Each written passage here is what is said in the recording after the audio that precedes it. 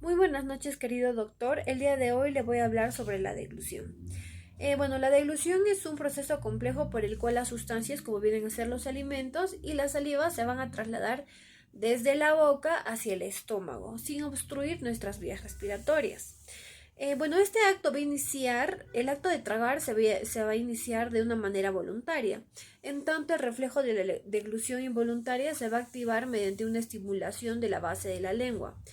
El proceso de ingesta de los alimentos va a comenzar en la boca, donde estos alimentos van a ser triturados, van a ser masticados y también van a ser amasados con nuestra lengüita, ¿no? Y humedecidos con nuestra saliva. A la cual a su vez va a iniciar un proceso de digerir los alimentos por medio de una enzima que se llama milasa.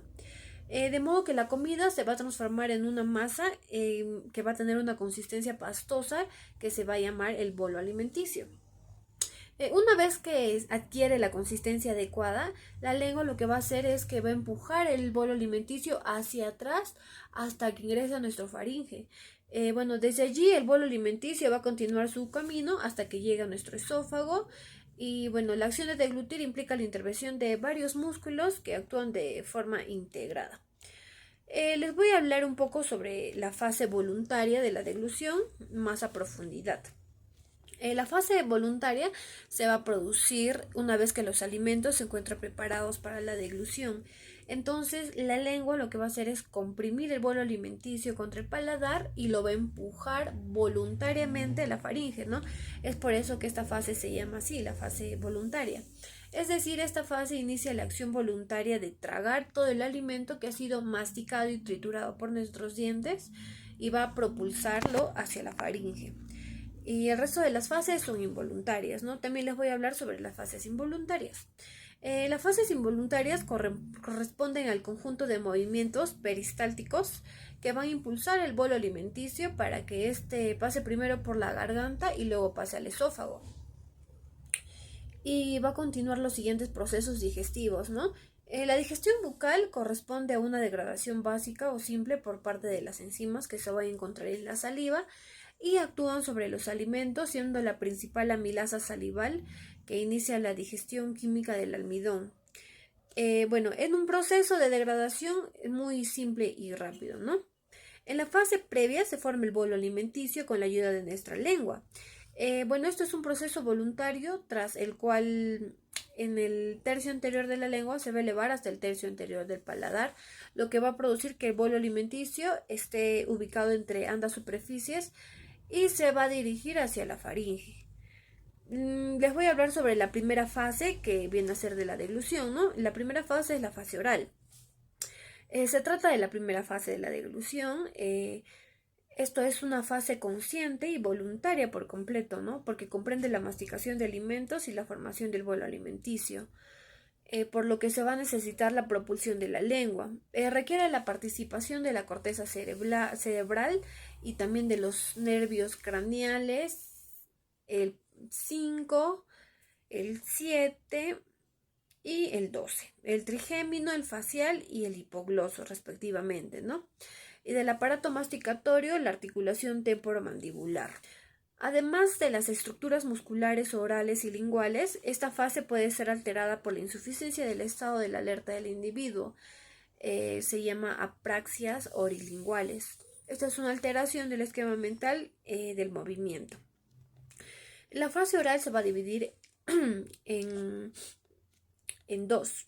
La primera fase viene a ser la fase preparatoria. Esto se va a llevar a cabo cuando nuestro alimento está siendo mordido y masticado para que se transforme en una masa homogénea y así para facilitar nosotros la deglución.